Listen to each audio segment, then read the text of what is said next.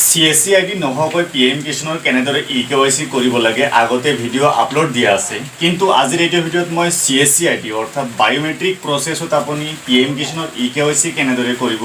complete live প্ৰসেছ দেখাবলৈ গৈ আছো গতিকে আহক জানি লওক CSC ৰ জৰিয়তে PM কিষাণৰ EKYC কৰিবলৈ প্ৰথমতে PM কিষাণৰ অফিচিয়েল ৱেবছাইটত আহিব অফিচিয়েল ৱেবছাইটত অহাৰ পিছত ইয়াতে CSC লগইন নামৰ এটা অপচন আছে ইয়াতে ক্লিক কৰিব CSC লগইনত ক্লিক কৰি দিয়াৰ পিছত ইয়াতে CSC লগইন কৰাৰ অপচন আহিব ইয়াতে ইউজাৰ ID পাছৱৰ্ড আৰু ইয়াতে ক্যাপচা জি আছে সেম ফিল আপ কৰি ইয়াতে সাইন ইন কৰি লব CSC লগইন কৰাৰ পিছত ইয়াতে EKYC কৰিবলৈ বায়োমেট্ৰিক আধাৰ অথেন্টিকেশন নামৰ এটা অপচন আছে ইয়াতে ক্লিক কৰিব বায়োমেট্ৰিক আধাৰ অথেন্টিকেশনত ক্লিক কৰি দিয়াৰ পিছত ইয়াতে আধাৰ কাৰ্ড নাম্বাৰ দিয়াৰ অপচন আহিব ইয়াতে আপুনি ফাৰ্মাৰৰ আধাৰ কাৰ্ড নাম্বাৰটো ফিল আপ কৰিব তাৰ পিছত ইয়াতে ক্যাপচা জি আছে ইয়াতে সেম ফিল আপ কৰিব যদি কেতিয়াবা ক্যাপচা নাহে বা বুজি নাপায় ইয়াতে আপুনি ৰিফ্ৰেশ কৰি আপুনি ক্যাপচাটো ৰিজনেট কৰিব পাৰিব ঠিক আছে ইয়াতে আধাৰ নাম্বাৰ ক্যাপচা ফিল আপ কৰি ইয়াতে আপুনি সাৰ্চত ক্লিক কৰিব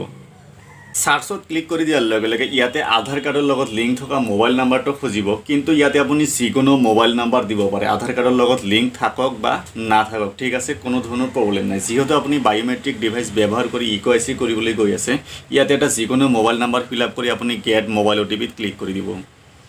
গেট মোবাইল OTP ক্লিক কৰি দিয়াৰ লগে লগে আপুনি যেটো মোবাইল নাম্বাৰ দিছে হেটো মোবাইলত এটা OTP আহিব ইয়াতে OTP টো ফিল আপ কৰি সাবমিট OTP ক্লিক কৰিব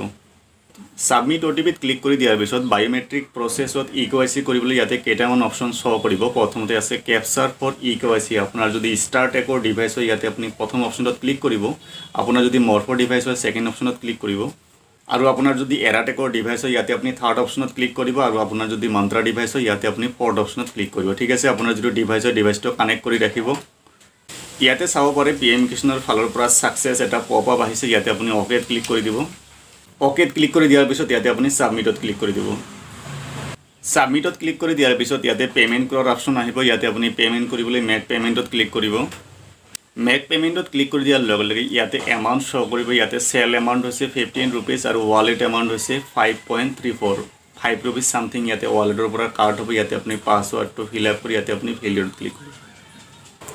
তাৰ পিছত ইয়াতে CSC ৰ ওয়ালেট পিন খুজিব ইয়াতে 6 ডিজিট যেটো ওয়ালেট পিন আছিল ওয়ালেট পিনটো ইয়াতে টাইপ কৰি পেড ক্লিক কৰি দিব পেড ক্লিক কৰি দিয়াৰ লগে লগে ইয়াতে সব পেমেন্ট সাকসেস হৈ গৈছে ইয়াতে আপুনি অলপ ওয়েট কৰি থাকিব